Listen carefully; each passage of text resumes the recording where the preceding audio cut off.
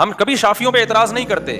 وہ کہتے ہیں بھائی ہمارے پاس علم کامل نہیں ہے, ہم امام شافی کو فالو کرتے ہیں, اہل سنت والجماعت کے امام ہیں اور ان کی تحقیق ہے, تو پھر ہر چیز میں انہی کو فالو کرتے ہیں. یہ نہیں ہوتا کہ بغیر ولی کے لڑکی نے جب گھر سے بھاگنا ہو تو پھر حنفی کو فالو کرے گی, اور کیکڑا کھانا ہو تو کس کو.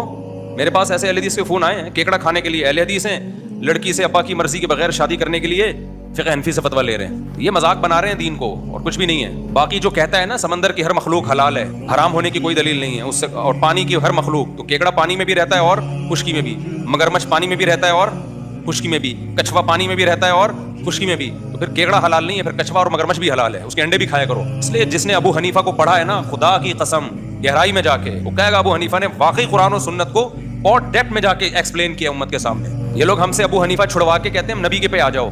یہ ابو حنیفہ چھڑوا کے نبی پہ نہیں لا رہے, یہ ابو حنیفہ چھڑوا کے اپنی رائے پہ لے کر آ رہے ہیں, اس کو نبی کی رائے قرار دے رہے ہیں. ہمیں جو سمجھ میں آ رہا ہے وہ نبی کے, ابو حنیفہ جو تھے وہ نبی کو نہیں سمجھا انہوں نے.